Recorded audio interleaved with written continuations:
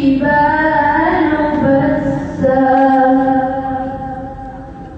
فكانت هباء منبثا.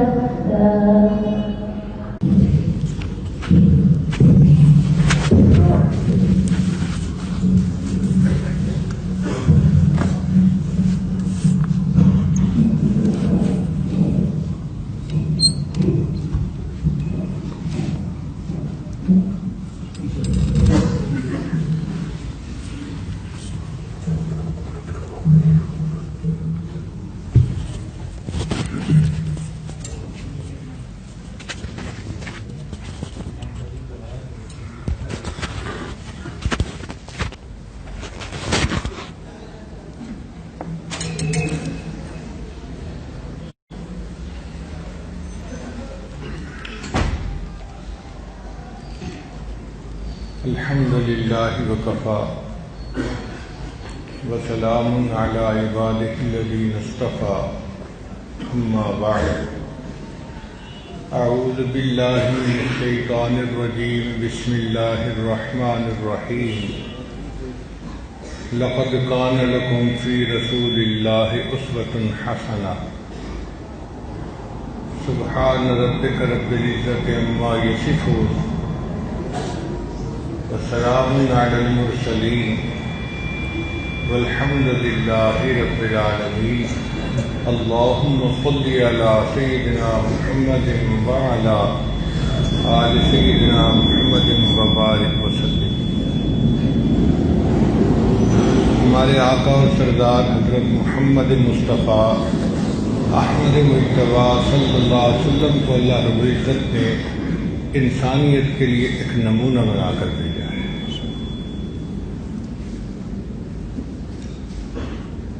ایسی شخصیت کہ جو ہر اعتبار سے انسانوں کے لیے نمونہ، چنانچہ بحیثیت ایک باپ کے بھی نمونہ، بحیثیت ایک خامن کے بھی نمونہ، بحیثیت ایک دوست کے بھی نمونہ، اور امیر قوم کی حیثیت سے بھی ایک نمونہ.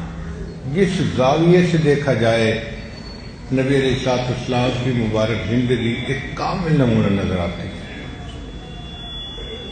اب کچھ لوگ لیڈر تو بڑے اچھے ہوتے ہیں، گھر میں بیوی سے نہیں بنتی، طلاق ہو جاتی ہے، تو وہ بیویوں کے لیے نمونہ نہیں بن پاتے.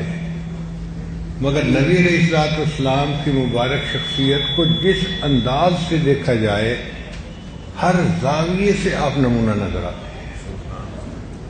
یہ ہے کامل نمونہ جو اللہ نے بھیجا. دنیا میں جتنے لوگ گزرے سب کی زندگی ادھوری رہی. بڑے بڑے شاعر گزرے، انہوں نے بڑا اچھا کلام لکھا، جیسے مولانا روم رحمۃ اللہ علیہ. مگر ان کی وفات کے بعد لوگوں نے کہا کہ ابھی اور کچھ کام کرنا باقی تھا، زندگی نے وفا نہ کی اور وہ دنیا سے چلے گئے. یعنی ان کی زندگی ادھوری رہی. بڑے بڑے فاتح اور جرنیل دنیا میں آئے، انہوں نے بڑے ملکوں کو فتح کیا، دنیا میں ان کی بہادری کا سکہ مانا. لیکن ان کے مرنے کے بعد بھی کہنے والوں نے یہی کہا کہ ابھی اس کا تو ارادہ اور بھی فتوحات کرنے کا تھا، زندگی نے وفا نہ کی اور وہ دنیا سے چلے گئے. یعنی اس کی زندگی بھی نامکمل زندگی، کامل زندگی نہیں ہے. بڑے بڑے سائنسدان آئے، ان کے بارے میں بھی یہی کہا گیا. آپ جس بندے کے حالات زندگی پڑھ کر دیکھیں، ہر ایک کے بارے میں لکھنے والوں نے یہی لکھا، وہ اور بھی بہت کچھ کرنا چاہتے تھے، زندگی نے وفا نہ کی، وقت نے اجازت نہ دی اور وہ دنیا سے چلے گئے. یعنی اپنا کام ادھورا چھوڑ کر دنیا سے چلے گئے. تو ہر انسان کی زندگی ادھوری زندگی نظر آتی ہے. تاریخ انسانیت میں ایک میرے آقا اور سردار صلی اللہ علیہ وسلم ہی کی زندگی ہے جو کامل اور پوری زندگی ہے. چنانچہ حجۃ الوداع کے موقع پر 1,24,000 صحابہ کی موجودگی میں نبی علیہ الصلوۃ والسلام نے صحابہ سے پوچھا، اے لوگو، میں جس مقصد کو لے کر دنیا میں آیا تھا کیا میں نے وہ مقصد پورا کر دیا؟ سب صحابہ نے یک زبان ہو کر کہا، اے اللہ کے حبیب صلی اللہ علیہ وسلم، آپ نے امت کو نصیحت کر دی، وَأَدَّيْتَ الْأَمَانَةَ، امانت آپ نے پہنچا دی۔ جب سب نے تصدیق کی کہ آپ نے امانت پہنچا دی تو نبی علیہ السلام نے آسمان کی طرف اشارہ کر کے فرمایا، اللہم اشہد، اے میرے اللہ گواہ رہنا، میں جو مقصد دنیا میں لے کر آیا تھا اس مقصد کو پورا کر کے جا رہا ہوں۔ ایسی کامل زندگی کوئی دوسری نظر نہیں آتی۔ تو ہم اگر کسی کو اپنا رہبر بنانا چاہتے ہیں تو اس ہستی کو بنائیں جن کی کامل زندگی۔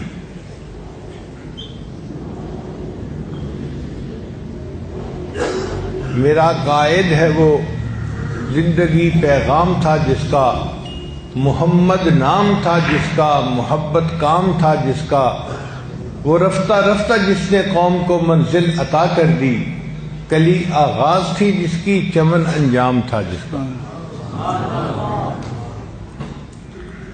تو اللہ کے حبیب صلی اللہ علیہ وسلم کی مبارک زندگی کامل زندگی ہے، ایک ہی زندگی ہے جو ہر اعتبار سے کامل، جو آبجیکٹو لے کر آئے تھے ان کو پورا کر کے دنیا سے گئے۔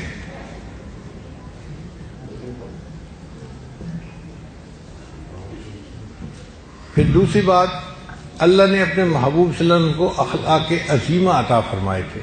ارشاد فرمایا، وَإِنَّكَ لَعَلَىٰ خُلُقٍ عَظِيمٍ، اے میرے محبوب صلی اللہ علیہ وسلم آپ تو اخلاق کے اعلیٰ ترین درجے پر فائز ہیں۔ ایسے اخلاق دنیا میں کسی دوسرے میں نظر نہیں آ سکتے۔ نبی علیہ السلام کا تحمل، آپ کی بردباری، آپ کا درگزر، آپ کا دوسروں کے ساتھ شفقت کا، رحمت کا معاملہ، دوسروں کے ساتھ ہمدردی، یہ ایسی صفات تھی کہ جو تاریخ انسانیت میں پہلے نہیں دیکھی گئی تھی۔ مشہور واقعہ ہے، ایک دیہاتی آیا، اس نے کلمہ پڑھا، اس کو ضرورت ہوئی پیشاب کی، تقاضے کی، تو مسجد نبوی کا جو صحن تھا اس میں کافی زمین خالی پڑی ہوئی تھی، وہ کمرے سے باہر نکلا اور اس صحن کے اندر، مسجد کے اندر بیٹھ کر اس نے یورینیٹ کر دیا۔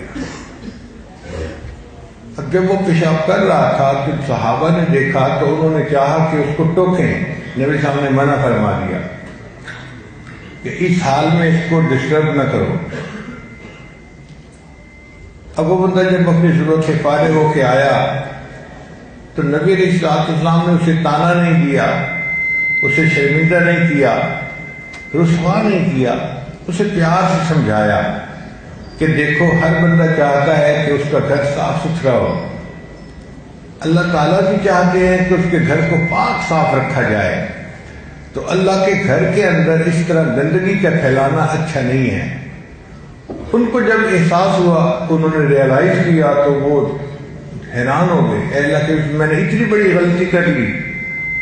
نبی علیہ السلام نے ان کے ساتھ غصے کا اظہار نہیں کیا، شفقت کا معاملہ کیا۔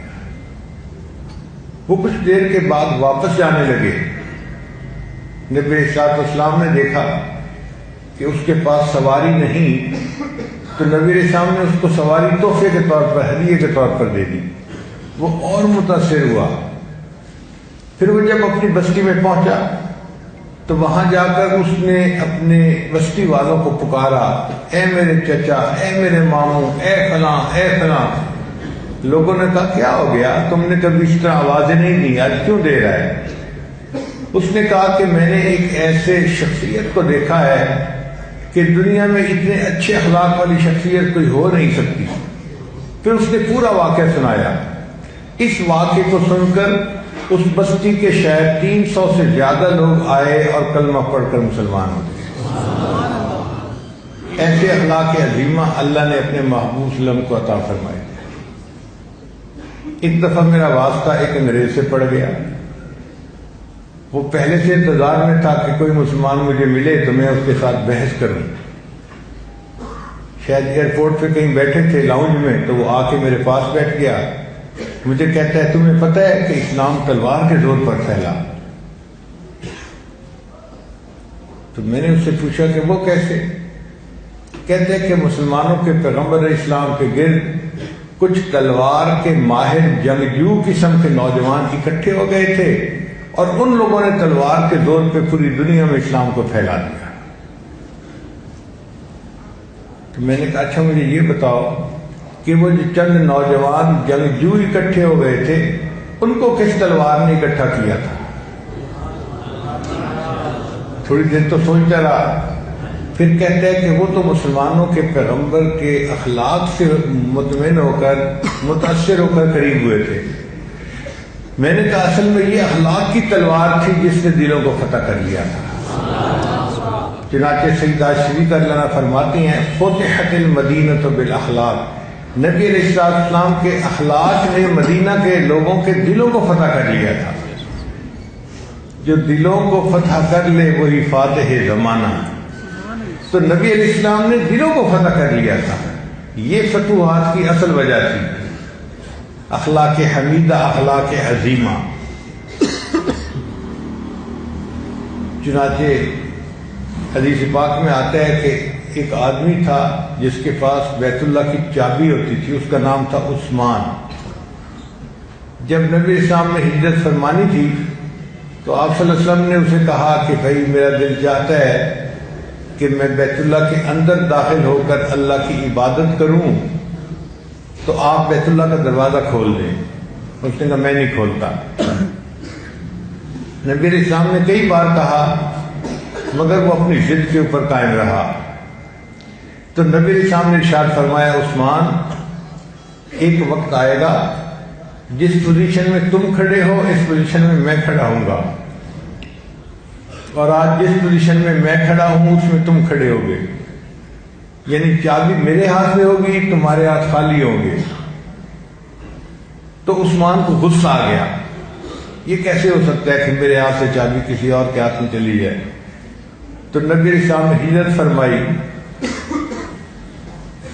بیت اللہ سے جدا ہوتے ہوئے نبی علیہ السلام کے مبارک آنکھوں میں آنسو تھے، اور آپ نے فرمایا بیت اللہ میرا دل نہیں چاہتا کہ میں تجھ سے دور جاؤں، مگر کیا کروں، یہاں کے بسنے والے مجھے یہاں رہنے نہیں دیتے.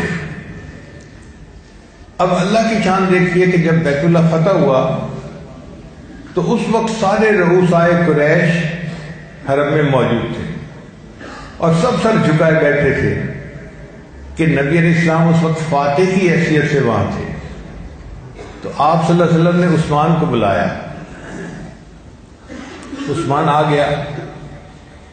نبی السلام نے فرمایا عثمان بیت اللہ کی چابی میرے حوالے کرو.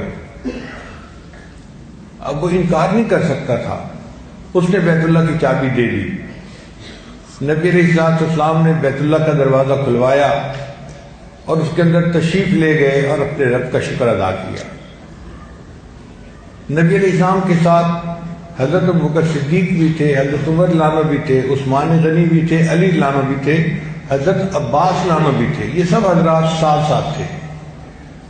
حضرت حمزہ لانو بھی تھے.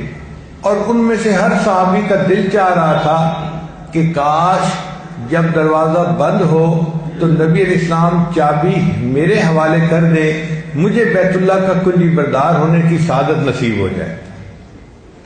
اور دنیا کا دستور یہی ہے کہ جب کوئی اقتدار میں آتا ہے تو وہ اپنی پارٹی کے بندوں کو نوازتا ہے، اپنوں کو جن کو سمجھتا ہے ان کو نوازتا ہے.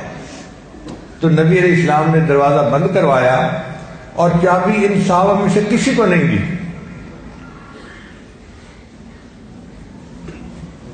اللہ کے محبوب صلی اللہ علیہ وسلم نے اسی عثمان کو بلایا.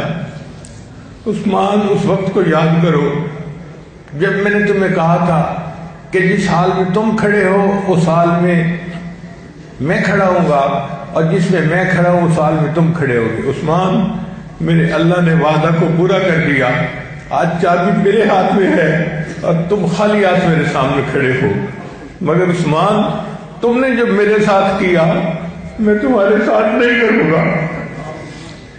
نبی علیہ السلام نے پھر وہی چابی عثمان کے حوالے کی اور ساتھ ہی فرمایا کہ یہ قیامت تک تمہاری نسلوں میں ہی جاری رہے گی۔ اللہ نے میرے آقا صلی اللہ علیہ وسلم کو ایسے اخلاق عطا فرمائے، یہ اخلاق عظیمہ تھے جس کا درس آپ نے انسانیت کو دیا اور دنیا میں ایک نمونہ قائم کر دیا۔ اس لیے جو بندہ آپ صلی اللہ علیہ وسلم کے حالات زندگی کو زیادہ پڑھتا ہے وہ اتنا آپ سے محبت کرنے والا بن جاتا ہے۔ یہ عجیب بات ہے، عام بندوں کا تو یہ معاملہ کہ جو جتنا زیادہ جانتا ہے اتنا متنفر ہو جاتا ہے۔ اسی لیے بیٹی معتقد نہیں ہوتی، بیوی معتقد نہیں ہوتی، بیٹا معتقد نہیں ہوتا، ڈرائیور معتقد نہیں ہوتا، چونکہ یہ قریب کے رہنے والے لوگ ہیں، یہ قریب سے دیکھتے ہیں، ان کو عقیدت نہیں رہتی، وہ اصلیت کو جانتے ہیں۔ ہمارا حال یہ کہ جو جتنا زیادہ جانتا ہے اتنا متنفر ہوتا جاتا ہے، اور اللہ کے محبوب صلی اللہ علیہ وسلم کی شان یہ کہ جو جتنا زیادہ قریب تھا وہ اتنا نبی علیہ السلام سے زیادہ محبت کرنے والا تھا۔ بیوی سب سے زیادہ انسان کے قریب ہوتی ہے، اللہ نے اس کو لباس کہا ہے، اور نبی علیہ السلام پر سب سے پہلے ایمان لانے والی سیدہ خدیجہ کبریٰ رضی اللہ تعالیٰ عنہ، پھر آپ کے غلام حضرت زید لانو تھے، پھر حضرت علی لانو جو کزن تھے، پھر آپ کے سب سے قریبی دوست حضرت ابوبکر صدیق لانو تھے۔ جو جتنا قریبی تھا وہ اتنا جلدی ایمان لے آیا۔ اس لیے انگریزی کا ایک فقرہ یاد رکھیے، the more you know him the more you love him۔ جتنا زیادہ آپ نبی علیہ السلام کو جانتے جائیں گے اتنا آپ نبی علیہ السلام سے زیادہ محبت کرتے چلے جائیں گے۔ یہ ڈنکے کی چوٹ بات کی جا رہی ہے، کوئی ڈر کے نہیں میں بات کر رہا، ڈنکے کی چوٹ کہہ رہا ہوں کہ نبی علیہ السلام کو اللہ نے ایسا کامل نمونہ بنا کر بھیجا کہ جو بندہ جتنا ان کے بارے میں جانتا ہے اتنا وہ ان کی محبت میں اور گرفتار ہو جاتا ہے۔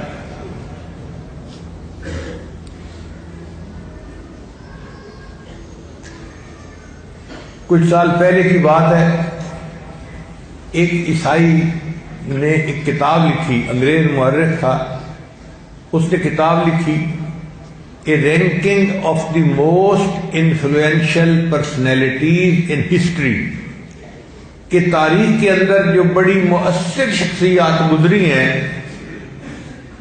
ان کی اس نے درجہ بندی کی، اور 100 شخصیتوں کا اس نے ایک فہرست دی، ان کے حالات زندگی لکھے۔ اس میں اس نے موسیٰ علیہ السلام کا تذکرہ بھی کیا، حضرت عیسیٰ علیہ السلام کا تذکرہ بھی کیا، نیوٹن کا اور شیکسپیئر کا تذکرہ بھی کیا، آئنسٹائن کا تذکرہ بھی کیا، بڑے بڑے سائنسدانوں، جرنیلوں، بادشاہوں کے تذکرے کیے۔ مگر اس فہرست میں اس نے سب سے پہلے ہمارے آقا اور سردار حضرت محمد مصطفیٰ صلی اللہ علیہ وسلم کا نام نامی اس میں گرامی لکھا۔ جب شروع میں یہ بات سنی، آج سے 15-20 سال پہلے کی بات ہے، تو میں نے وہ کتاب خرید کر خود پڑھی۔ اس میں اس نے لکھا ہوا تھا کہ my choice of Muhammad to lead the ranking of the most influential personalities will surprise some of the readers, کہ میں نے جو مسلمانوں کے پیغمبر اسلام کا نام نمبر 1 پہ لکھا ہے تو کچھ قارئین اس کو پڑھ کر بڑے حیران ہوں گے، مگر میں نے یہ اس لیے ان کا نام پہلے نمبر پر لکھا کہ دنیا میں جتنی بڑی بڑی پرسنالٹیز آئی ہیں ان کی زندگیوں کو دیکھیں تو وہ اپنے کے بہترین سکولوں میں، کالج میں اور یونیورسٹیز میں پروفیسروں سے پڑھتے نظر آتے ہیں۔ تو پہلے انہوں نے تعلیم پائی پھر وہ بڑے بنے۔ یہ واحد وہ شخصیت ہے جو اپنی پوری زندگی کسی انسان کے سامنے شاگرد بن کر نہیں بیٹھے، کسی تعلیمی ادارے میں انہوں نے نہیں پڑھا، اس کے بعد اگر انہوں نے انسانیت کو ایسی رہنمائی دی، ان کا حق بنتا ہے کہ ان کو نمبر 1 پہ میں لکھوں۔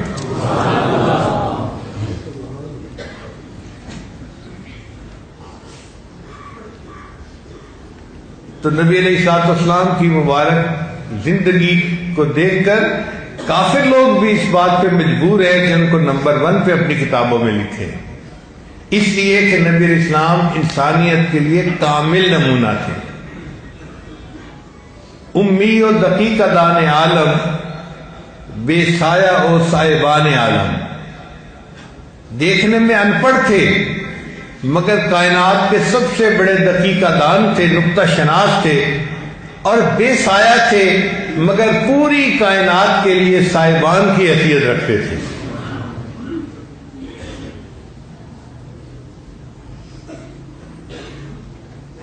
چنانچہ نبی علیہ السلام نے علم حاصل کرنے کے اتنے فضائل سنائے کہ اس سے پہلے ایسی فضیلت کسی نے نہیں سنائی ہوگی۔ ارشاد فرمایا طلب العلم فریضۃ علی کل مسلم، علم کا حاصل کرنا ہر مسلمان کے اوپر فرض ہے۔ ایک ان پڑھ معاشرے میں علم کی اتنی اہمیت کا بیان کرنا یہ کوئی عام بات نہیں ہے، یہ نبی علیہ السلام کی شان تھی، وہ علم کی اہمیت کو جانتے تھے، سمجھتے تھے، اس لیے فرمایا۔ کوئی 20 سال پہلے کی بات ہے،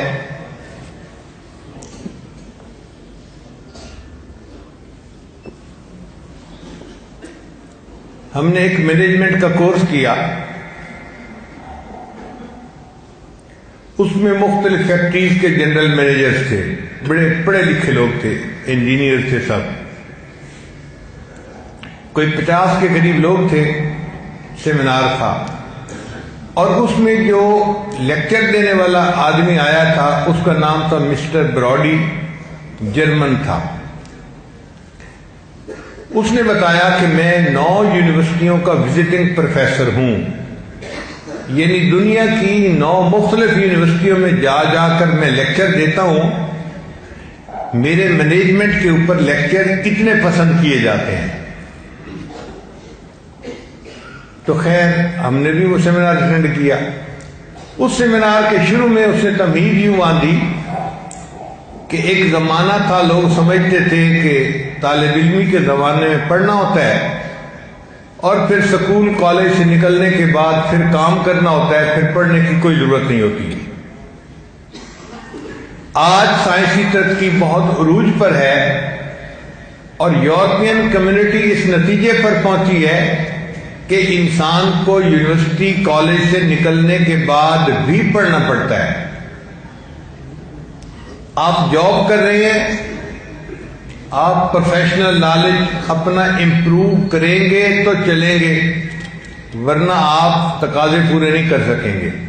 اس لیے کانفرنسوں میں جانا چاہیے، سیمینار میں جانا چاہیے اور پروفیشنل نالج حاصل کرنا چاہیے۔ اس نے 2-3 مرتبہ یہ لفظ استعمال کیا کہ یورپین کمیونٹی اس نتیجے پر پہنچی کہ انسان کو بعد میں بھی پڑھنا چاہیے۔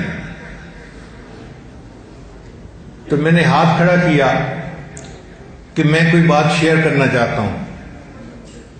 اس نے مجھے کہا کہ ٹھیک ہے مسٹر احمد، آپ کیا کہنا چاہتے ہیں؟ میں نے کہا کہ آپ نے مجھے 3 مرتبہ میرے سامنے یہ بات کہی ہے کہ یورپین کمیونٹی اس نتیجے پر پہنچی کہ انسان کو پوری زندگی پڑھنا پڑتا ہے۔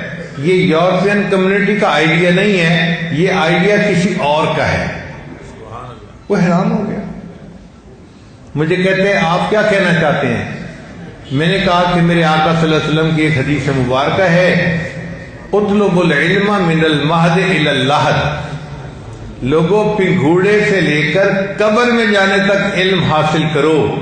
تو یہ تو آئیڈیا 1400 سال پہلے ہمارے پیغمبر اسلام نے عطا کیا تھا، تم یورپین کمیونٹی کے نام کیوں لے رہے ہو؟ اللہ کی شان دیکھیں، وہ تھوڑی دیر تو کھڑا سوچتا رہا، پھر اس نے اپنا بریف کیس کھولا، اپنی ڈائری نکالی اور میرے پاس لے کے آیا اور مجھے کہتے ہیں کہ عربی میں بھی لکھ کے دو اور اس کا ترجمہ انگلش میں بھی نیچے لکھ کے دو مجھے۔ میں وعدہ کرتا ہوں آج کے بعد میں پوری دنیا میں جہاں لیکچر دوں گا ان کو کہوں گا کہ یورپین کمیونٹی اس نتیجے پر نہیں پہنچی، ان سے پہلے مسلمانوں کے پیغمبر اسلام اس نتیجے پر پہنچے تھے اور انہوں نے فرمایا پوری زندگی علم حاصل کرنا چاہیے۔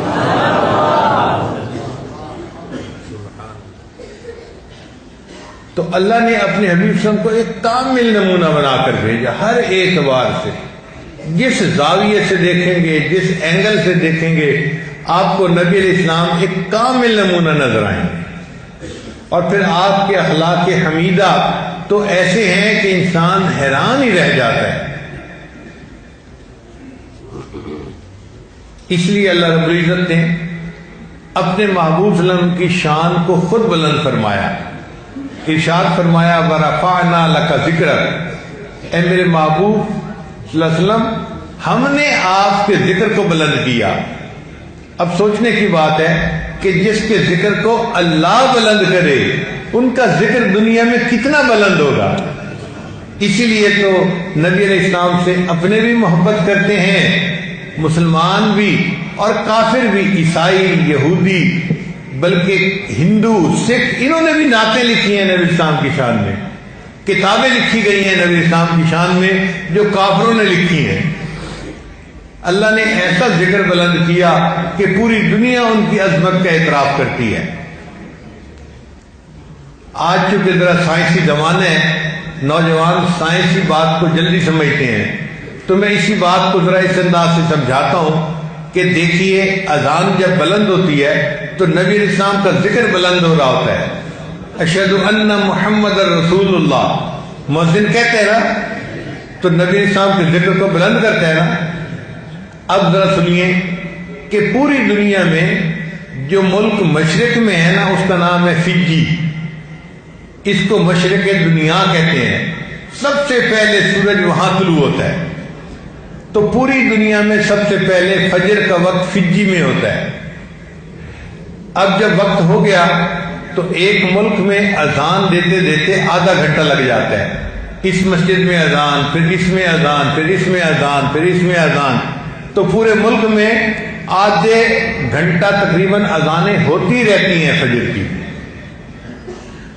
تو فجی میں جب فجر کی اذانیں ہو رہی ہوتی ہیں، پھر اس کے بعد اس کے آگے آسٹریلیا آ جاتا ہے، پھر آسٹریلیا میں اذانیں شروع ہو جاتی ہیں، پھر آسٹریلیا بڑا ملک ہے، اس کے بعد سمندر آ جاتا ہے، پھر سمندری جزیروں کے اندر مسلمان بستے ہیں، وہاں اذانیں شروع ہو جاتی ہیں۔ جب وہاں اذانیں ختم ہوتی ہیں تو ان کے آگے برونائی ایک ملک ہے، اس میں بھی مسلمان بستے ہیں، پھر وہاں پر اذانیں شروع ہو جاتی ہیں۔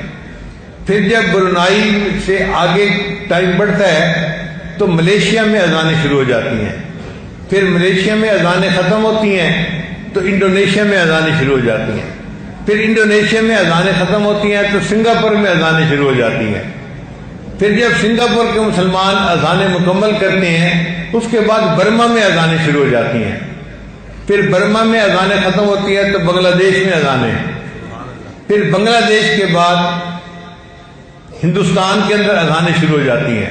ہندوستان اور پاکستان کے وقت میں بھی آدھے گھنٹے کا فرق ہے، وہاں فجر کی اذان آدھا گھنٹہ پہلے ہو جاتی ہے، ہمارے ہاں بعد میں ہوتی ہے۔ پھر جب پاکستان میں اذانیں شروع ہوتی ہیں تو آپ کو پتہ ہے کہ پہلے وقت ہو جاتے ہیں اسلام آباد اور پشاور سائڈ پہ، پھر اس کے بعد لاہور میں ہوتا ہے، پھر اس کے بعد فیصل آباد، پھر اس طرح چلتے چلتے آدھے گھنٹے کے بعد کراچی میں فجر کا وقت ہوتا ہے۔ اسلام آباد اور کراچی کے نمازوں کے وقت میں تقریباً آدھے گھنٹے کا فرق ہوتا ہے، تو آدھا گھنٹہ پورے ملک میں اذانیں ہی ہوتی رہتی ہیں۔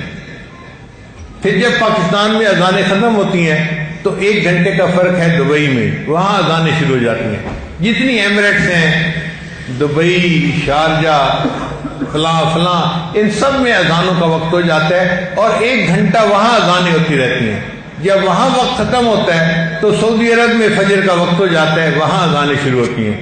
اب سعودی عرب میں ابھی فجر کی اذانوں کا وقت ہو رہا ہوتا ہے کہ پیچھے فجی کے اندر ظہر کا وقت ہوتا ہے، پھر وہاں ظہر کی اذانیں شروع ہو جاتی ہیں، پھر ظہر کی اذان چلتی رہتی ہے، ادھر ظہر کا وقت ختم ہوتا ہے، پیچھے عصر کی اذانیں، پیچھے مغرب کی اذانیں، پیچھے عشاء کی اذانیں، وہاں عشاء کی اذان ہو رہی ہوتی ہے اور فجی میں پھر فجر کی اذان شروع ہو جاتی ہے۔ پوری دنیا میں کوئی ایک لمحہ ایسا نہیں جب کہیں نہ کہیں کسی نہ کسی مسجد میں اذان اقامت کی آواز بلند نہ ہو رہی ہو اور اللہ اپنے محبوب کے ذکر کو بلند نہ فرما رہے ہیں۔ اگر ہمارے پاس کوئی ایسا ریسیور ہوتا جو پوری دنیا کی مساجد کی آوازیں سن سکتا تو ہم سنتے، ابھی اذان فلاں جگہ ہو رہی ہے، ختم ہوئی نہیں، ابھی اذان فلاں جگہ شروع ہو گئی، اب فلاں جگہ شروع ہو گئی۔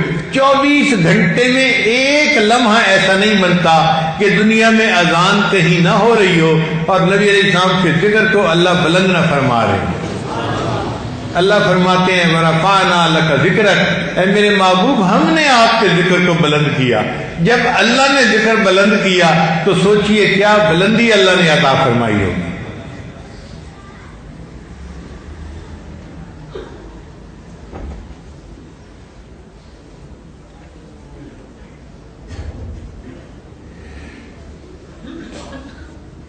دنیا میں دیکھا ہے کہ ہر بندے کی ابتدا عروج کے اوپر ہوتی ہے، مگر عروج کے بعد پھر زوال آ جاتا ہے۔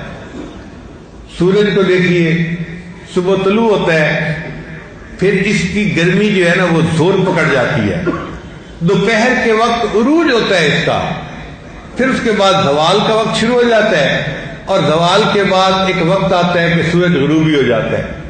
تو دنیا میں ہر عروج کے بعد آپ نے زوال دیکھا ہوگا، مگر میرے آقا صلی اللہ علیہ وسلم کے بارے میں اللہ فرماتے ہیں، اے میرے محبوب صلی اللہ علیہ وسلم وَلَلْآخِرَةُ خَيْرٌ لَكَ مِنَ الْأُولَىٰ، آپ کا آنے والا وقت آپ کے گزرے ہوئے وقت سے زیادہ اعلیٰ ہوگا۔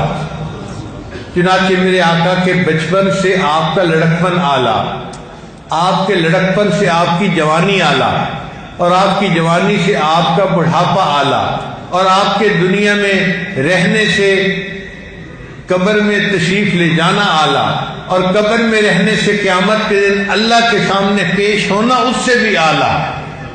تو محبوب کو اللہ نے زوال نہیں دیا، ہمیشہ عروج ہی عروج عطا فرمایا ہے۔ اس لیے سیدہ عائشہ اللہ عنہا فرماتی تھی لنا شمسم وللآفاق شمسو، ایک ہمارا بھی سورج ہے اور ایک آسمان ایک تیرا بھی سورج ہے، مگر تیرا سورج صبح طلوع ہوتا ہے اور شام کو غروب ہو جاتا ہے، اور میرا سورج ایسا ہے جو عشاء کے بعد طلوع ہوتا ہے کہ آپ عشاء کے بعد گھر آیا کرتے تھے، میرا سورج عشاء کے بعد طلوع ہوتا ہے، اور میرے سورج کی زندگی میں اللہ نے زوال نہیں لکھا، صرف عروج ہی اللہ نے لکھا ہے۔ تو محبوب صلی اللہ علیہ وسلم اللہ نے ایسی زندگی عطا فرمائی کہ آپ کا آنے والا وقت آپ کے گزرے وقت سے زیادہ اعلیٰ تھا۔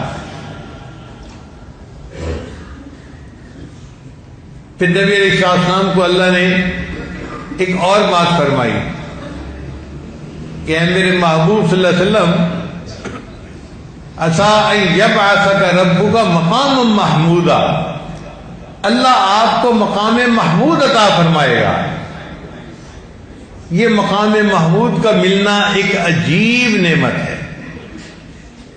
نبی اسلام ارشاد فرماتے ہیں قیامت کا دن ہوگا اور لوگ بہت زیادہ دہشت کی حالت میں ہوں گے، پسینے میں شرابور، گرمی ہوگی، سایہ عرش کے سوا اور کہیں نہیں ہوگا، اور جہنم کے اندر ابال آئے گا اور انگارے آسمان کی طرف اچھلیں گے، اور جب آسمان کی طرف جائیں گے اور نیچے گریں گے تو انبیاء میں سے کوئی نبی ایسا نہیں ہوگا جو خوف زدہ نہ ہو کہ کہیں یہ انگارے میرے اوپر آ کر نہ گر جائیں۔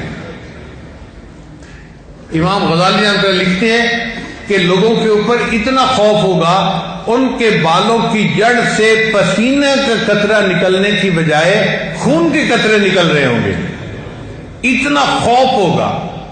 اس خوف کی حالت میں سب انبیاء نبی اسلام کے پاس آئیں گے اور کہیں گے کہ آپ اللہ کے محبوب ہیں، آپ اللہ سے سفارش کیجئے کہ اللہ تعالیٰ اپنی مخلوق کا حساب لے لے اور اس پریشانی سے اور اس تنگی سے ہمیں نجات ہو جائے، ہم سے یہ گرمی برداشت نہیں ہو رہی۔ تو نبی علیہ السلام کو اللہ مقام محمود عطا فرمائے گا۔ اللہ کے محبوب صلی اللہ علیہ وسلم وہاں جائیں گے، ارشاد فرماتے ہیں میں وہاں جا کر سجدہ کروں گا، اور میں سجدے میں اللہ کے سامنے رونا شروع کر دوں گا۔ جب میں سجدے میں اللہ کی ایسی حمد بیان کروں گا، نہ اس سے پہلے کسی نے ایسی حمد بیان کی، نہ اس کے بعد کوئی ایسی حمد بیان کر سکے گا، ایسی اللہ کی تعریفیں کروں گا اور رونا شروع کر دوں گا۔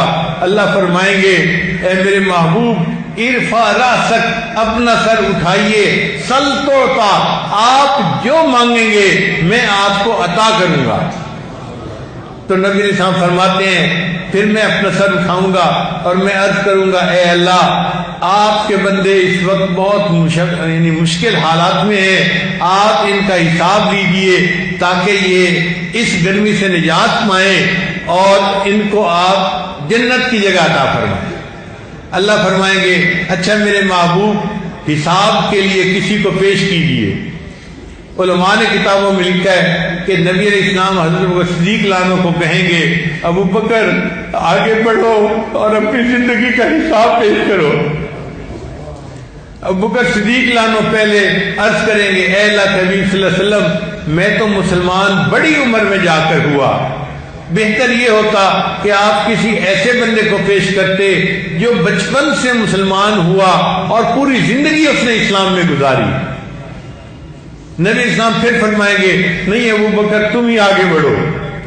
جب نبی اسلام حکم فرمائیں گے تو ابو بکر صدیق لانو آگے بڑھیں گے اور ان پر بھی اللہ تعالیٰ کا خوف طاری ہوگا، اللہ کے جلال کی کیفیت ہوگی، اور وہ بھی نبی اسلام کی اتباع میں سجدے میں جا گریں گے اور رونا شروع کر دیں گے۔ جب صدیق اکبر رو رہے ہوں گے تو اللہ فرمائیں گے ابو بکر تو میرے محبوب کا یار غار ہے اور تو نے تو میرے محبوب پر اتنے احسانات کیے کہ میرے محبوب نے فرمایا میں نے دنیا میں سب کے احسانات کے بدلے دے دیے، ابو بکر تیرے احسان کا بدلہ قیامت کے دن اللہ دے گا۔ تو ایسی زندگی گزار کے آیا ہے، چل میں نے تیرے سب گناہوں کو معاف کیا اور بلا حساب تجھے جنت عطا فرما دی۔ جب صدیق اکبر اس حساب سے نکل کر جنت کی تفتیش سے جائیں گے تو نبی اسلام عمر لانو کو یہی حکم دیں گے۔ عمر لانو بھی ابتدا میں یہی الفاظ کہیں گے اے اللہ کے حبیب صلی اللہ علیہ وسلم میں تو عمر کے بڑے حصے میں جا کر مسلمان ہوا، آپ کسی ایسے بندے کو پیش کریں جو بچپن سے مسلمان ہو اور پوری زندگی اس نے اسلام میں گزاری ہو۔ مگر نبی علیہ السلام فرمائیں گے نہیں عمر تم اپنا حساب پیش کرو، تو حضرت عمر لانو بھی آگے بڑھیں گے اور وہ بھی رونا شروع کر دیں گے۔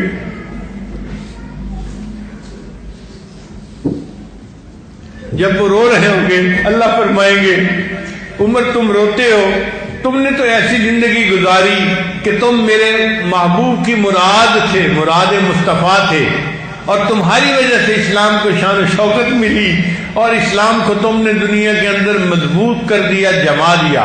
تمہاری ایسی زندگی کو دیکھ کے میں اتنا خوش ہوں کہ چلو تمہیں میں نے بلا حساب جنت عطا فرما دی۔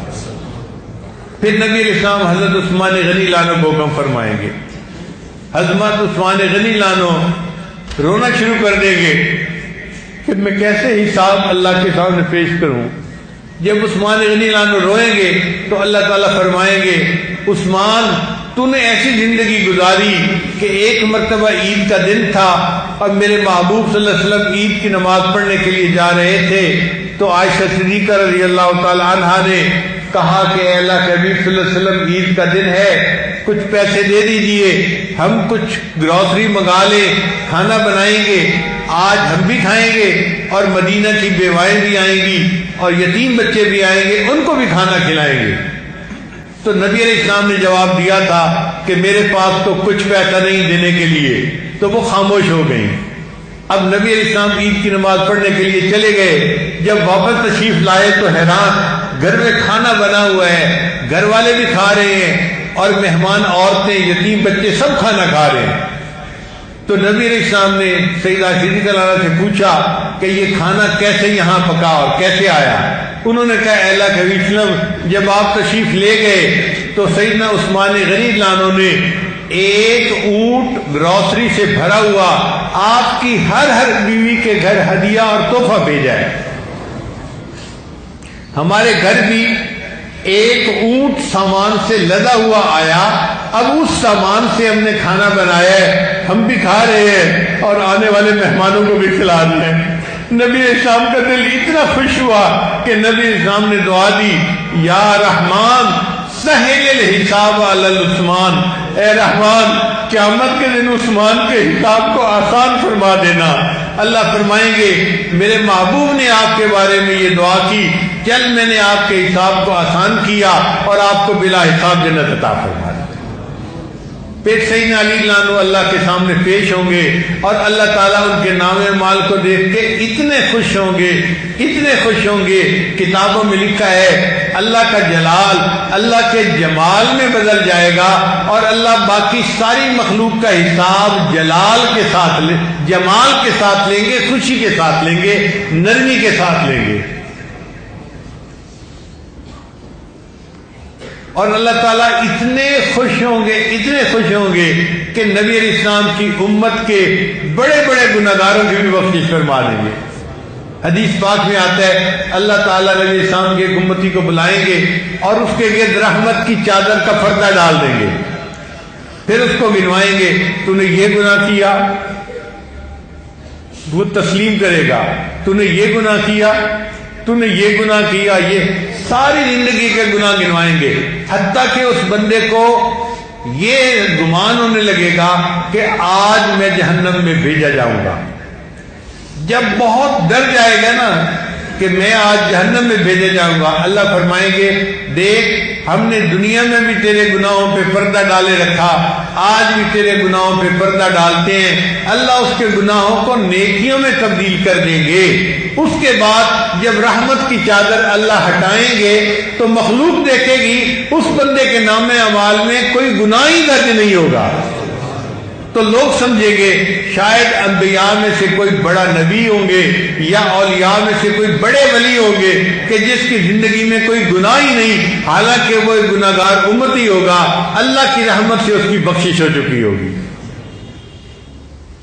اور ایک حدیث پاک میں تو یہاں تک آتا ہے کہ اللہ تعالیٰ ایک امتی کو بلائیں گے، اس کے گرد رحمت کا پردہ چادر ڈال دیں گے، یعنی مخلوق سے اوجھل کر دیں گے، اور پھر اس کو کہیں گے کہ تیرا یہ گناہ چھوٹے چھوٹے سب گناہ اس کو گنوائیں گے۔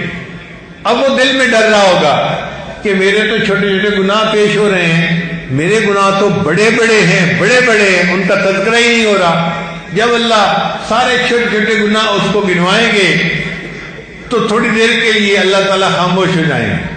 جب خاموش ہو جائیں گے نا تو وہ بندہ خود کہنے لگ جائے گا کہ یا اللہ آپ نے میرے سارے گناہ گنوا دیے۔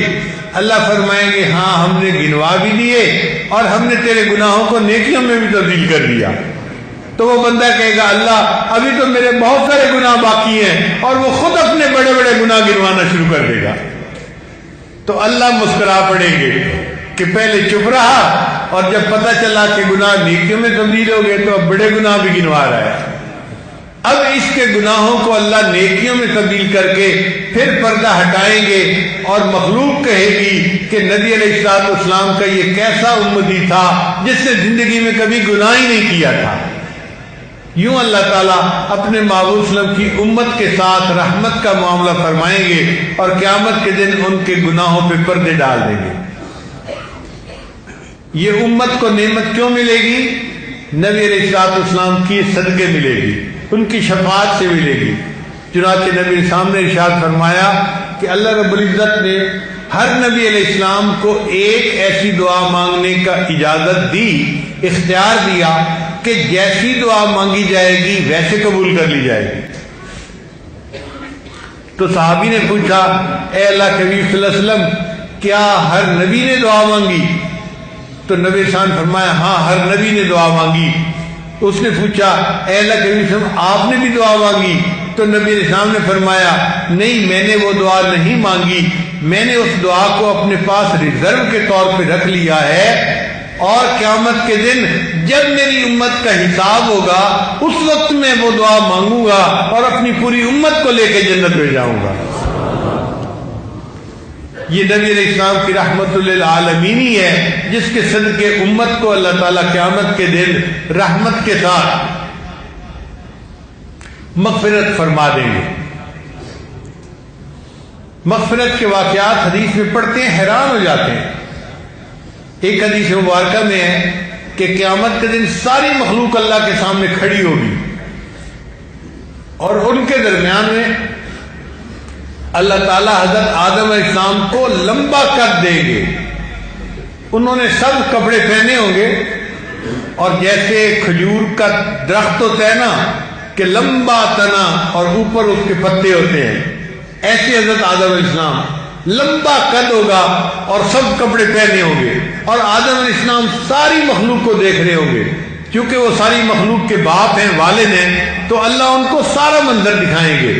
مجمع زیادہ ہو تو دیکھنے والے کو اونچی جگہ بیٹھنا پڑتا ہے، تو اللہ تعالیٰ آدم علیہ السلام کا قد اونچا کر دیں گے، چنانچہ ساری مخلوق کھڑی ہوگی، وہ بھی کھڑے ہوں گے، مگر کھجور کے درخت کی طرح وہ سارے مجمع کو دیکھ رہے ہوں گے کہ اس کے ساتھ کیا ہو رہا ہے۔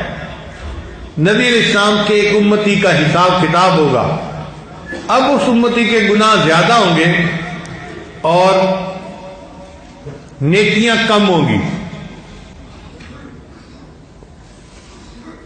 تو فرشتہ اعلان کرے گا کہ فلاں آدمی کا میزان کیا گیا اور اس کی نیکیاں کم ہیں اور گناہ زیادہ ہیں، لہذا اس بندے کو لے جاؤ جہنم میں۔ تو فرشتے آئیں گے جو جہنم میں لے جانے والے ہیں اور اس بندے کو پکڑ کے گھسیٹ کے جہنم کی طرف لے کے جائیں گے۔ اب جب گھسیٹ کر لے جا رہے ہوں گے نا تو آدم علیہ السلام کہیں گے یا احمد یا احمد۔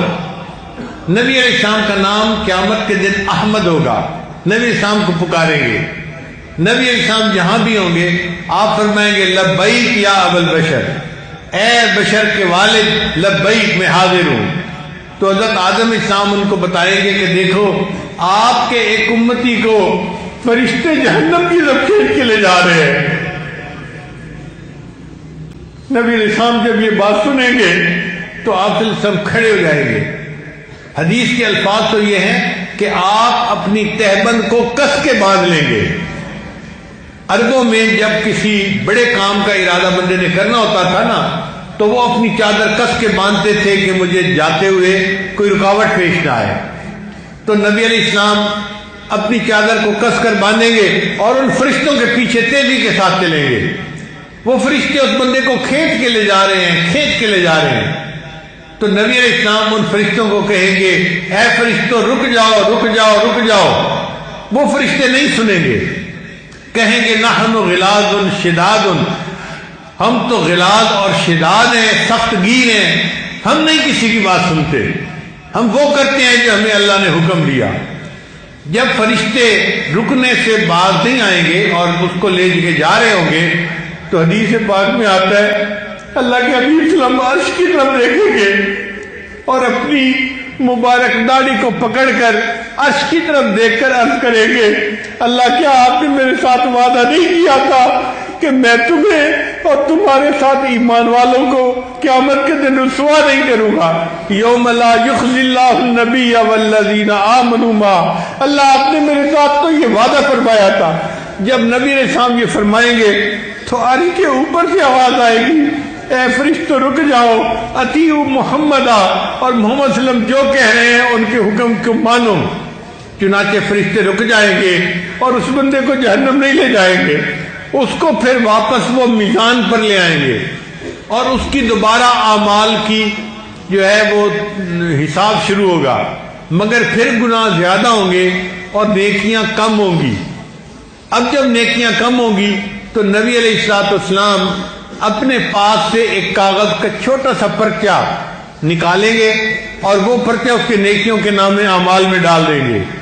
وہ اتنا بھاری ہوگا کہ نیکیوں کا پلڑا جھک جائے گا۔ چنانچہ فرشتہ اعلان کرے گا سعید فلان ابن فلان، فلاں فلاں کا بیٹا وہ سعید بن گیا، نیکیاں زیادہ ہو گئی، اب اس بندے کو جنت میں لے کے جاؤ۔ جب اس بندے کو جنت میں جانے کا اعلان ہوگا تو وہ بندہ بڑا حیران ہوگا۔ حدیث پاک میں آتا ہے وہ نبی علیہ السلام کی طرف دیکھے گا اور کہے گا کہ اے بندے تیرا چہرہ کتنا خوبصورت ہے اور تو کتنا رحیم و کریم ہے کہ تیری وجہ سے اللہ نے مجھے جہنم کی آگ سے بچا دیا اور میرے لیے جنت جانے کا فیصلہ فرما دیا. من انت، آپ ہیں کون؟ تو نبی علیہ السلام فرمائیں گے انا نبیوں کا محمد، میں تیرا نبی محمد صلی اللہ علیہ وسلم ہوں. وہ کہے گا کہ آپ نے میرے نیکیوں کے نام عمل میں کیا ڈالا؟ تو نبی علیہ السلام فرمائیں گے یہ وہ درود شریف تھا جو تو پڑھا کرتا تھا. آج یہ درود شریف اس وقت تیرے کام آیا جب تو اس کا محتاج تھا. تو نبی علیہ السلام امت کی شفاعت کریں گے اور امت کے لیے جنت میں جانا آسان فرما دیں گے. حدیث مبارکہ میں آتا ہے کہ ابو بکر صدیق عنہ بیٹھے تھے اور ساتھ عمر عنہ بھی تھے. نبی علیہ السلام اللہ سے دعا مانگ رہے تھے کہ اے اللہ اپنے بندوں پر رحمت فرمانا، قیامت کے دن رحمت فرمانا، رحمت کی درخواست فرما رہے تھے. تو اللہ تعالیٰ نے نبی علیہ السلام کو بشارت دی کہ اے میرے محبوب صلی اللہ علیہ وسلم میں رحمت کا معاملہ بھی کروں گا اور ایک لپ بھر کر جہنمیوں کی جہنم سے نکال کے جنت میں ڈال دوں گا جن کا کوئی عمل نہیں ہوگا، اپنی رحمت کا اظہار ہوگا میرا. تو نبی علیہ السلام بہت خوش ہو گئے کہ اللہ تعالیٰ نے ایک لپ بھر کر جہنم سے نکالنے کا وعدہ فرما دیا. اب آپ بتائیے یہ دو ہاتھ جو ایسے کیے جاتے ہیں نا اس کو لپ کہتے ہیں. اب اگر چاول کے دانے پڑے ہو تو میرے جیسا ایک چھوٹا سا بندہ لپ بھرے تو وہ سینکڑوں میں نہیں، وہ ہزاروں میں گنتی پہنچ جائے گی. اگر ایک بندے کی لپ ایسی ہے کہ اس میں گنتی ہزاروں میں پہنچ جاتی ہے تو آپ سوچئے کہ اگر اللہ تعالیٰ لپ بھریں گے تو اللہ کتنے بڑے ہیں اور ان کی لپ کتنی بڑی ہوگی. کھرب ہا کھرب انسان بغیر کسی عمل کے اللہ کی رحمت سے اللہ ان کو جہنم سے نکالیں گے اور جنت عطا فرما دیں گے. اب جب اللہ نے یہ وعدہ فرما دیا تو نبی علیہ السلام بڑے خوش ہو گئے. مگر ابو بکر صدیق عنہ نبی علیہ السلام سے پھر عرض کرنے لگے اے اللہ کے حبیب صلی اللہ علیہ وسلم اور اللہ سے فریاد کیجئے، اللہ اور رحمت کا معاملہ فرمائے. جب ابو بکر صدیق عنہ نے پھر یہ کہا تو عمر عنہ بول پڑے ابو بکر اللہ نے اپنی لپ بھر کر جہنم سے نکالنے کا وعدہ کیا، اللہ کتنے بڑے ہیں اور ان کی لپ کتنی بڑی ہوگی. تو ابو بکر صدیق نے جواب دیا عمر اگر اور بندے اللہ کی رحمت سے جنت میں چلے جائیں تو تمہارا کیا حرج ہے، تم نبی علیہ السلام کو دعا کرنے دو. چنانچہ نبی علیہ السلام نے پھر دعا فرمائی. اللہ نے فرمایا اچھا میں 2 لپے بھر کر نکالوں گا اور ان کو جنت میں لے جاؤں گا. ابو بکر صدیق نے پھر عرض کیا اے اللہ کے وسلم اور دعا کیجئے، وہ بھی تو رحمت تھے نہ رحیم تھے. چنانچہ نبی علیہ السلام نے پھر دعا فرمائی. حدیث مبارکہ میں آتا ہے اللہ نے وعدہ فرمایا میں 3 لپیں بھر کر بندوں کی نکالوں گا اور ان کو بغیر کسی ان کے اپنے عمل کے اپنی رحمت سے جہنم سے نکال کے جنت عطا فرما دوں گا. تو نبی علیہ السلام کی دعا کے صدقے دیکھو اللہ نے کتنی رحمت کا وعدہ فرما دیا.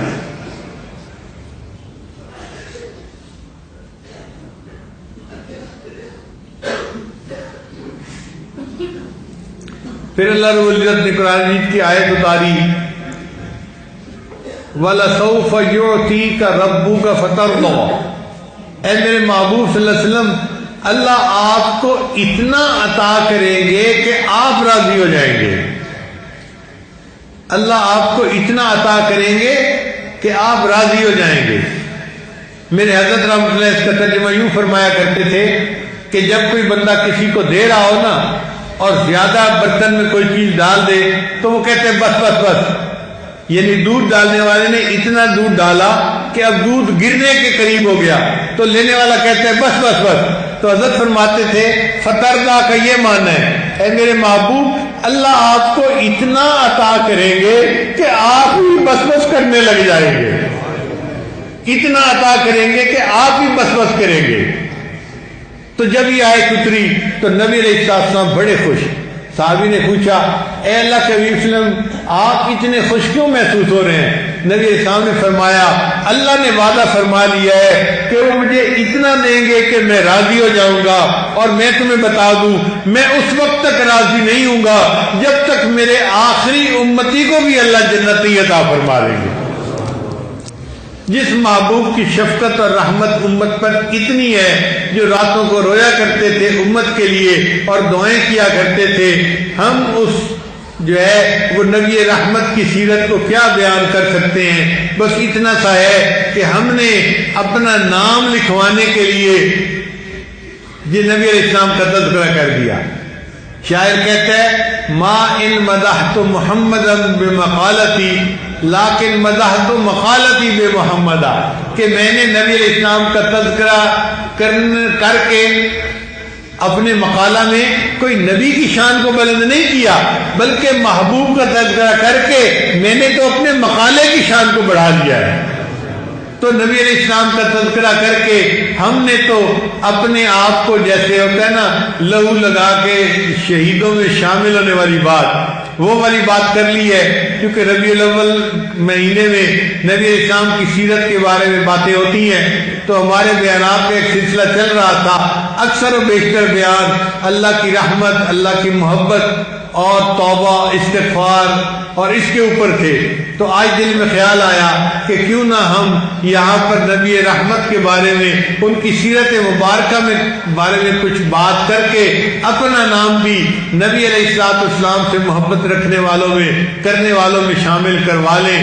اللہ تعالی ہمیں قیامت کے دن نبی علیہ السلام کے عشاق میں کھڑا فرمائے اور ان کے قدموں میں جگہ نصیب فرمائے، اور جنت میں اللہ ہمیں ان کا پڑوس عطا فرمائے۔ وآخر دعوانا ان الحمد للہ رب العالمین۔ توبہ کے کلمات۔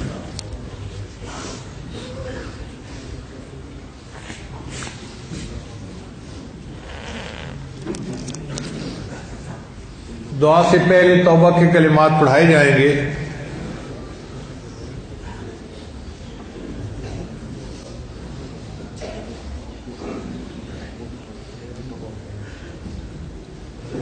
آن لائن بھی بہت سارے لوگ سن رہے ہیں، ان کو لیے بھی بتا دیں۔ اگر دور بیٹھی مستورات تک کی آواز جا رہی ہے تو وہ بھی یہ کلمات پیچھے پیچھے پڑھ لیں، انشاءاللہ وہ بھی اس عمل میں شریک ہو جائیں گی۔ اب مجھے بتایا گیا ہے کہ دور بیٹھے لوگ انٹرنیٹ کے ذریعے سے بھی یہ پروگرام سن رہے ہیں، تو اگرچہ وہ ہم اس وجہ سے موجود نہیں، وہ اپنی جگہوں پر اپنے ملکوں میں بیٹھے بیٹھے ان کلمات کو پڑھ لیں گے تو انشاءاللہ وہ بھی اس عمل میں شریک ہو جائیں گے۔ یہ کلمات سچے دل کے ساتھ پیچھے پیچھے پڑھیے۔ بسم اللہ الرحمن الرحیم، لا الہ الا اللہ محمد الرسول اللہ، آمنت باللہ وملائکتہ وکتبہ ورسلہ والیوم الآخر والقدر خیرہ وشرہ من اللہ تعالی والبعث بعد الموت، آمنت باللہ کما ہوا باسمائہ وصفاتہ وقبلت جمیع احکامہ اقرار باللسان وتصدیق بالقلب، اشہد ان لا الہ الا اللہ واشہد ان محمدا عبدہ ورسولہ، استغفر اللہ ربی من کل ذنب واتوب الیہ برحمتک یا ارحم الراحمین۔ ان کلمات کو پڑھنے سے ہم تو بتائے ہو چکے ہیں، چند معمولات ہیں جن کو باقاعدگی سے کریں گے تو اللہ تعالیٰ دل کو منور کریں گے۔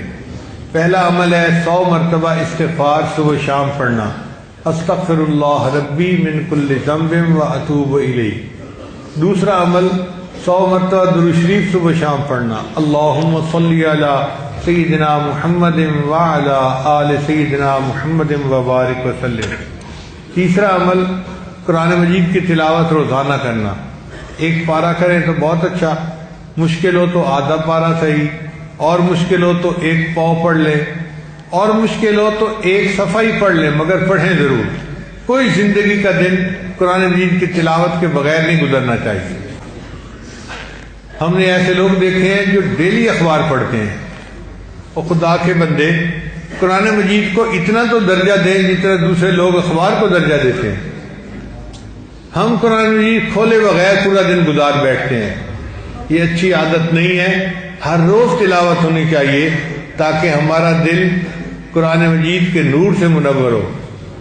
نبی اسلام نے فرمایا تبرک بالقرآن فإنہ کلام اللہ، قرآن مجید سے برکت حاصل کرو، وہ اللہ کا کلام ہے، تو ڈیلی اس سے برکت حاصل کرنی چاہیے۔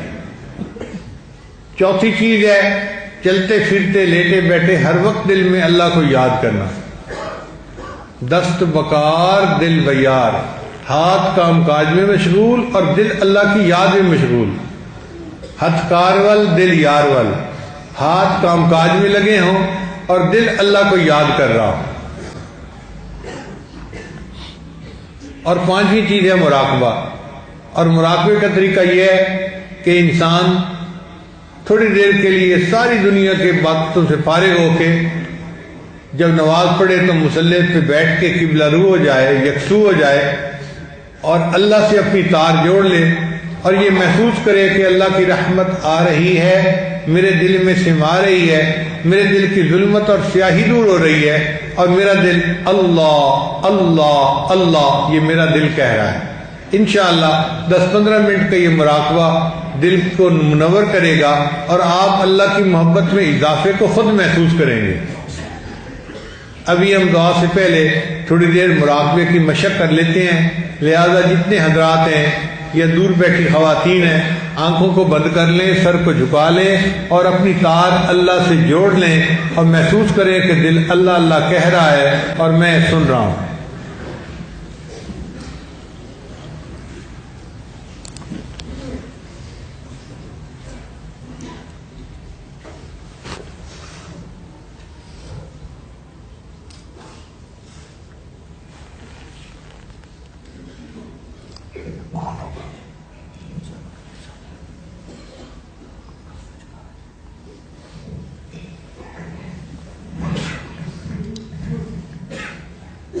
جی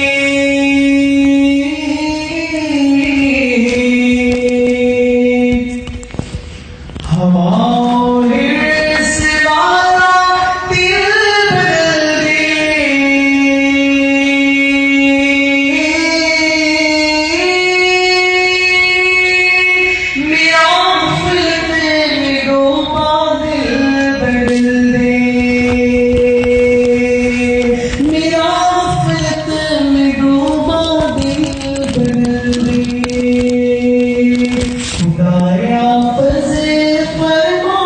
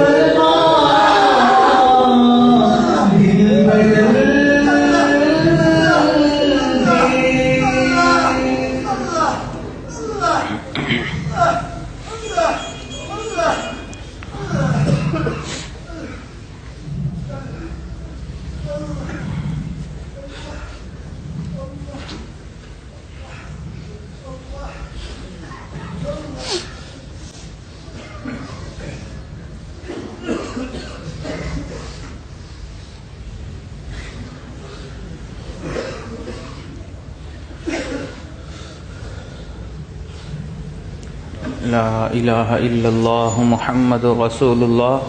دعا کر لیجئے. سبحان ربی الاعلی الوہاب. اللہم صلی علی سیدنا محمد وعلی آل سیدنا محمد وبارک وسلم. ربنا آتنا فی الدنیا حسنة وفی الآخرة حسنة وقنا عذاب النار. ربنا لا تزغ قلوبنا بعد إذ هديتنا وهب لنا من لدنك رحمة إنك أنت الوهاب. اللہ ہم سب کے صغیرہ کبیرہ گناہوں کو معاف فرما. اللہ ہماری خطاؤں سے درگزر فرما. اللہ ہمارے عیبوں کی پردہ پوشی فرما. اللہ اپنے عشق کی آتش ہمارے سینوں میں پیدا فرما. ہمارے انگ انگ روئیں روئیں سے اپنے ذکر کو جاری فرما. ہڈی ہڈی بوٹی بوٹی میں اپنی یاد کو پیدا فرما. اللہ ہمارے تمام صغیرہ کبیرہ گناہوں کو نیکیوں میں تبدیل فرما. پیارے اللہ اپنی رحمت والے معاملے فرما. اللہ اپنے کرم والے معاملے فرما. کبھی بھی اپنے در سے دور نہ فرما. اللہ کبھی بھی اپنے در سے خالی ہاتھ نہ لوٹا. اللہ ہم نیک بننا چاہتے ہیں, شیطان بدبخت پیچھے لگا ہوا ہے. اللہ گناہ کر کے نفس ہمارا بن چکا ہے. اللہ ہمیں اپنی رحمت سے نیک بنا دیجئے. اللہ دنیا میں جہاں بھی آپ کے نیک لوگ ہیں اللہ سب آپ کے فضل سے ہی تو نیک بنے. اللہ کسی کا اپنا کوئی کمال نہیں تھا. اللہ ہمیں بھی اپنی رحمت اور فضل سے نیک بنا دیجئے. اللہ ہمیں اپنے بندوں میں شامل فرما لیجئے. اللہ جس طرح آپ نے آسمان کو زمین پر گرنے سے روک دیا, پیارے اللہ شیطان کو ہم پر مسلط ہونے سے روک دیجئے. اللہ آپ نے قرآن پاک میں ارشاد فرمایا, قل یا عبادی الذین اسرفوا علی انفسہم لا تقنطوا من رحمت اللہ. اللہ ہم مایوس نہیں ہیں. اللہ آپ کے سامنے ہاتھ پھیلائے بیٹھے ہیں. اللہ رحمت فرما دیجئے. پیارے اللہ کرم فرما دیجئے. اللہ آپ نے قرآن پاک میں ارشاد فرمایا, شیطان جو میرے بندے ہیں ان پر تیرا داؤ نہیں چلے گا. اللہ ہمیں اپنے ان نیک بندوں میں شامل فرما لیجئے. اللہ کرم فرما دیجئے. اللہ گناہ کر کر کے تھک چکے ہیں, اللہ نیک بننا چاہتے ہیں. اللہ اپنی رحمت فرما دیجئے. اللہ آپ کے محبوب نے ہمیں آپ کا در دکھلایا, یہ بھی بتلا دیا کہ اس در کے سوا کوئی دوسرا در نہیں. اللہ ہمارے سامنے آپ کے سوا کوئی دوسرا در نہیں. اللہ رحمت فرما دیجئے. اللہ دنیا کے مانگنے والے کا تو کوئی مسئلہ نہیں, ایک در سے نہ ملے تو دوسرے پر چلا جائے گا, دوسرے سے نہ ملے تو تیسرا پر چلا جائے گا. اللہ مسئلہ تو ہمارا ہے, ہمارے سامنے آپ کے سوا کوئی دوسرا پروردگار نہیں. اللہ ہم قسم اٹھا کر کہتے ہیں آپ ہی ہمارے رب ہیں, آپ ہی ہمارے داتا ہیں. اللہ رحم فرما دیجئے. اللہ کرم فرما دیجئے. اللہ جتنے حاضرین ہیں, اللہ جس کسی کی نیکی آپ کو پسند ہے اللہ اس کی نیکی کی برکت سے اللہ تمام کے گناہوں کو معاف کر دیجئے. اللہ جس کا رونا آپ کو پسند ہے اللہ اس کے رونے کی برکت سے ہمیں معاف کر دیجئے. پیارے اللہ ہمیں نہ دیکھیے, اللہ گنبد خضرا کے مکی کو دیکھ لیجئے. اللہ آپ کے محبوب کے امتی آپ کے سامنے ہاتھ پھیلا کر آپ سے معافی مانگ رہے ہیں. اللہ معاف کر دیجئے. اللہ معاف کر دیجئے. پیارے اللہ معاف فرما دیجئے. پیارے اللہ معاف کر دیجئے. پیارے اللہ معاف فرما دیجئے. اللہ اگر آپ نے معاف نہیں کرنا اللہ پھر بھی ہمیں معاف کر دیجئے. پیارے اللہ معاف فرما. اللہ معاف فرما. اللہ آپ نے قرآن پاک میں ارشاد فرمایا, ادعونی استجب لکم, تم دعا مانگو میں قبول کروں گا. اللہ ہم آپ سے مانگ رہے ہیں, اللہ قبول فرما لیجئے. پیارے اللہ قبول فرما لیجئے. اللہ ہم جانتے ہیں ہمارے اندر کی کوئی قابلیت نہیں, کوئی نیک عمل نہیں جو آپ کے سامنے پیش کریں اللہ فقط اپنی رحمت سے اللہ ہمیں قبول فرما لیجئے پیارے اللہ قبول فرما لیجئے اللہ رحم و کرم والے معاملے فرما اللہ ہمیں اپنی رضا نصیب فرما بہر اللہ ہمیں اپنی رضا نصیب فرما اللہ ہمارے سے اپنی ناراضگی کے دنوں کو ختم فرما اللہ اب ہمیں خوشیوں والی زندگی عطا فرما اے دعا پر یاد کر عرش بھری کو تھام کے اے خدا رخ پھیر دے اب گردش ایام کے خلق کے راندے ہوئے دنیا کے ٹھکرائے ہوئے آئے ہیں اب تیرے در پر ہاتھ پھیلائے ہوئے حق پرستوں کی اگر کی نے دل جوئی نہیں تانا دیں گے پت کے مسلم کا خدا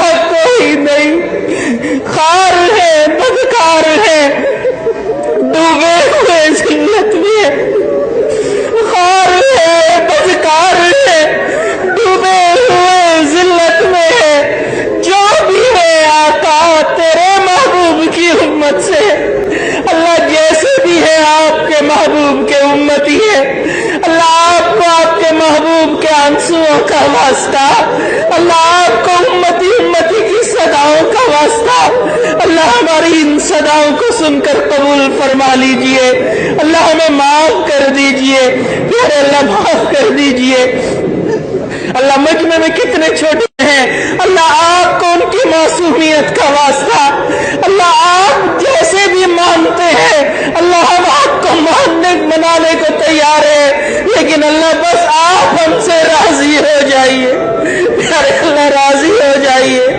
پیارے اللہ اپنی رضا نصیب فرما دیجئے اللہ ہم سے ناراض نہ ہوئیے اللہ ہم نے دنیا میں دیکھا ہے بچہ اگر کوئی اپنے کپڑوں کو نجاست لگا لے ماں نفرت نہیں کرتی پھینک نہیں دیتی سمجھتی ہے کہ نادان ہے بیٹا تو میرا ہی ہے اللہ وہ اس کو نہلا کر صاف کپڑے پہنا کر سینے سے لگا لیتی ہے اللہ ہم نے بھی اپنی نادانی سے اپنے آپ کو گناہوں کی نجاست میں اللہ ڈال چکے ہیں اللہ ہمیں دور نہ کیجیے اللہ ہم سے نفرت نہ کیجیے اللہ جیسے بھی ہے بندے تو آپ ہی کے ہیں اللہ ہمیں اپنی رحمت سے صاف فرما دیجئے اللہ آپ کے محبوب نے فرمایا پوری انسانیت کے قلوب آپ کی 2 انگلیوں کے درمیان ہیں یقلبها کیف یشاء آپ جس کا دل جس طرف چاہے پھیر دیتے ہیں اللہ ہمارے دلوں کو نیکی کی طرف پھیر دیجئے اللہ دلوں میں تقویٰ عطا فرما دیجئے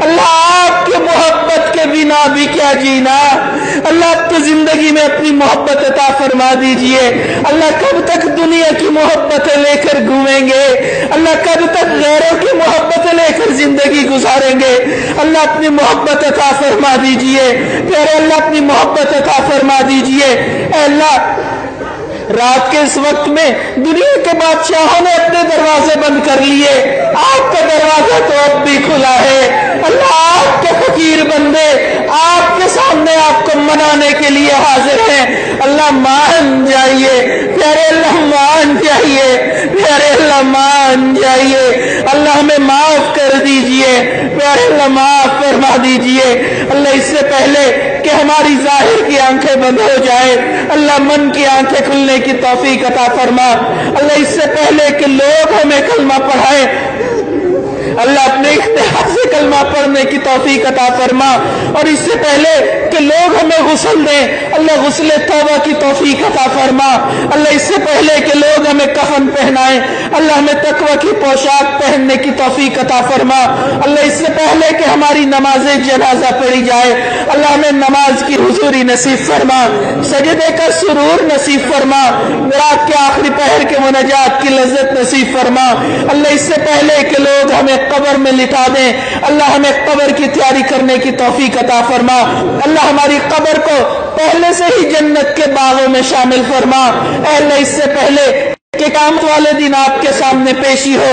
اللہ ہمیں اپنی بارگاہ میں قبولیت عطا فرما، اللہ ہمیں اپنی رضا نصیب فرما، اللہ ہمیں نیکی تقوی والی زندگی عطا فرما، اللہ اپنے محبوب کی سنتوں پر عمل کرنے کی توفیق عطا فرما، اللہ ہمارے گھروں میں سنتوں کو زندہ فرما، اللہ قیامت تک آنے والی نسلوں کو اللہ ایمان کی دولت نصیب فرما، سنت کے اوپر عمل کرنے کی توفیق نصیب فرما۔ اللہ قیامت والے دن اپنے محبوب کی شفاعت نصیب فرما۔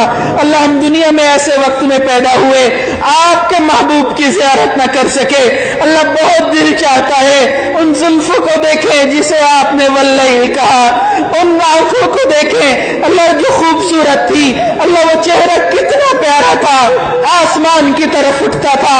آپ فرماتے ہیں قد نرى تقلب وجهك في السماء، اللہ اپنے محبوب کی زیارت کروا دیجئے۔ اللہ آپ کے محبوب کے تذکرے سن کے، آپ کے محبوب کے تذکرے پڑھ کے، اللہ آپ کی محبوب کی جو دل میں دیکھنے کی آگ ہے اللہ دن بدن بڑھتی چلی جا رہی ہے۔ اللہ دنیا میں تو اب یہ ممکن نہیں، لیکن اللہ خواب میں اپنے محبوب کی زیارت کروا کے اللہ اس آگ کو اور بڑھکا دیجئے، اللہ اس آگ کو اور بڑھکا دیجئے، اور قیامت والے دن اپنے محبوب کی زیارت کروا دیجئے، اللہ اپنے محبوب کی زیارت کروا دیجئے، اللہ ان کی شفاعت نصیب فرما، اللہ اپنے محبوب کے قدموں میں جگہ نصیب فرما، اللہ ان کے جھنڈے تلے جگہ نصیب فرما، اللہ اپنے محبوب کے ہاتھوں حوض کوثر کا جام نصیب فرما، اللہ جنت میں اپنے محبوب کا پڑوس نصیب فرما۔ اللہ ہم اس قابل نہیں، لیکن اللہ قیامت والے دن جب ہم آئے، اللہ آپ نے قرآن پاک میں ارشاد فرمایا کچھ لوگ ہوں گے جن کو آپ دیکھ کر مسکرائیں گے، آپ ان کو دیکھ کر مسکرائیں گے۔ اللہ ہم جانتے ہیں ہم اس مقام کے قابل نہیں، لیکن اللہ دعا کرتے ہیں جب قیامت والے دن آپ کے سامنے پیشی ہو آپ ہمیں دیکھ کر مسکرائیں، ہم آپ کو دیکھ کر مسکرائیں، ایک آواز آ جائے یا ایتھا النفس المطمئنہ ارجعی الی ربک راضیۃ مرضیہ فادخلی فی عبادی وادخلی جنتی۔ اللہ ہم اس قابل نہیں، لیکن اللہ اپنی رحمت سے قابل بنا دیجئے، پیارے اللہ رحم فرما دیجئے، اللہ کرم فرما دیجئے۔ اللہ ہم نے دنیا میں دیکھا ہے بچے کی آنکھ میں آنسو آ جائے، ماں برداشت نہیں کر سکتی، فوراً اس کے مطالبے پوری کر لیتی ہے۔ اللہ آپ کے بندے آپ کے سامنے رو رہے ہیں، آنسو بہا رہے ہیں، اللہ چاہے جیسے بھی ہیں، اخلاص والے یا دکھاوے والے، اللہ آپ رحمت فرما دیجئے، سب کی رحمت کو اپنی رحمت سے قبول فرما لیجئے۔ اللہ سب کے دلوں سے دنیا کی محبت کو نکال دیجئے، اللہ سب کے دلوں میں اپنی محبت کو پیدا فرما دیجئے۔ اللہ جتنے احباب دور قریب سے آئے یا دور بیٹھے ان دعاؤں پر آمین کہہ رہے ہیں، اللہ ان کو بھی ان دعاؤں میں حصہ عطا فرما دیجئے۔ اللہ رحم و کرم والے معاملے فرما، اے اللہ ہماری دلی نیک تمناؤں کو قبول فرما۔ اللہ جو حاضرین محفل جس نیک نیت کے ساتھ یہاں پر آئے اللہ اس نیک نیت کو قبول فرما۔ اللہ ہم یہ نیتیں لے کر آئے تھے کہ آپ کے ایک پیارے بندے کی صحبت میں بیٹھیں گے، آپ کا نیک بندہ وہاں پر ہوگا، ہم اس کی زیارت کریں گے۔ اللہ ہماری اس نیت کو قبول فرما۔ اللہ ہم نے سنا ہے حدیث مبارکہ میں آپ کے محبوب نے فرمایا ایک بنی اسرائیل کا گناہگار بندہ تھا، 100 لوگوں کو قتل کر کے نیکوں کی بستی کی طرف چلا، ابھی پہنچا نہیں تھا موت آ گئی، آپ نے اس کے سارے گناہوں کو معاف کر دیا۔ اللہ ہم تو نیک بندے کی صحبت میں پہنچ چکے ہیں، پیارے اللہ ہمارے بھی گناہوں کو معاف کر دیجئے، اللہ معاف فرما دیجئے۔ اللہ جتنے احباب ہیں سب کی نیک تمناؤں کو قبول فرما۔ اللہ ہمیں بری نظر سے محفوظ فرما، برے اثر سے محفوظ فرما، جادو ٹونے سے ہماری حفاظت فرما، برا چاہنے والوں کی برائی سے ہماری حفاظت فرما۔ اللہ دوستی کے رنگ میں دشمنی کرنے والوں سے حفاظت فرما۔ اللہ ہمارے اس پیارے ملک کی حفاظت فرما۔ اللہ اس ملک کو دین کا قلعہ بنا. اے اللہ جو اس ملک کے دشمن ہیں اللہ ان کو ہدایت نصیب فرما. اے اللہ جن کی قسمت میں ہدایت نہیں چن چن کے دفع دور فرما. اللہ ہمارے حکمرانوں کو وقت کے مناسب اچھے فیصلے کرنے کی توفیق عطا فرما. اے اللہ ہمیں معاشرے کا اچھا فرد بن کر زندگی گزارنے کی توفیق عطا فرما. اللہ ہمارے مدارس عربیہ کی حفاظت فرما, دعوت و تبلیغ کے کام کی حفاظت فرما, جہاں اللہ اللہ ہوتی ہے ان خانقاہوں کی حفاظت فرما. اللہ ہمارے علماء حق کی حفاظت فرما. اللہ ہمارے مشائخ کی حفاظت فرما. اللہ دنیا میں جہاں بھی مسلمان ہیں اللہ تمام مسلمانوں کی جان مال عزت آبرو کی حفاظت فرما. اللہ جب سے پیدا ہوئے ہیں اللہ ہم زوال ہی زوال دیکھ رہے ہیں. اللہ مسلمانوں کو عروج عطا فرما. اللہ مسلمانوں کو عزت عطا فرما. اللہ ہمیں عزت رفتہ نصیب فرما. اللہ رحم و کرم والے معاملے فرما. اے اللہ اس ادارے کو ترقی نصیب فرما. اللہ اس کے فیض کو عالم کے کونے کونے تک پہنچا. اللہ حضرت مولانا جو محنتیں کر رہے ہیں اللہ ان محنتوں کو قبول فرما. اللہ ان کی جو تکلیفیں ہیں اللہ ان کو ختم فرما, پریشانیوں کو ختم فرما. اللہ جو قرض میں ڈوبے ہوئے ہیں قرض کی ادائیگی کی سبیل پیدا فرما. اللہ ہمارے کچھ ساتھی ہیں اللہ ان کی بیٹی اور ان کے کچھ رشتہ دار اللہ ہاسپٹل میں ہے اللہ ان کو شفا کاملہ عاجلہ مستمر عطا فرما. اللہ اس کے علاوہ جس گھر میں بھی بیمار ہے اللہ سب کو شفا عطا فرما. اللہ ظاہری اور باطنی شفا عطا فرما. جو قرض میں ڈوبے ہوئے ہیں قرض کی ادائیگی کی سبیل پیدا فرما. اللہ جو اولاد نرینہ کے طلبگار ہیں ان کو اولاد نرینہ عطا فرما. جو صاحب اولاد ہیں ان کو اولادوں کو نیکوکار بنا, فرما بردار بنا, والدین کی آنکھوں کی ٹھنڈک بنا. اللہ جن گھروں میں جوان بچے بچیاں موجود ہیں اللہ ان کے مستقبل کو روشن فرما. والدین کے لیے فرض ادا کرنے آسان فرما.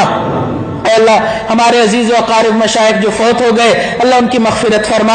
جن کی آپ نے مغفرت کر دی اللہ قرب کے اعلیٰ ترین درجات عطا فرما. اللہ ہم نے اپنی اوقات کے بقدر مانگا اللہ ہمیں اپنی شان کے مطابق عطا فرما. جو مانگنا چاہیے تھا نہیں مانگ سکے اللہ ہمیں وہ بھی عطا فرما. آپ کے محبوب تمام انبیاء اور آپ کے نیک اولیاء نے اللہ جو خیریں مانگی وہ خیریں ہمیں بھی عطا فرما. جن شرور سے پناہ مانگی اللہ ہمیں بھی پناہ عطا فرما. ہماری ان دعاؤں کو اللہ اپنی رحمت سے قبول فرما. ربنا تقبل منا انك انت السميع العليم وتب علينا انك انت التواب الرحيم. وصلى الله تعالى على خير خلقه سيدنا محمد وعلى اله واصحابه اجمعين.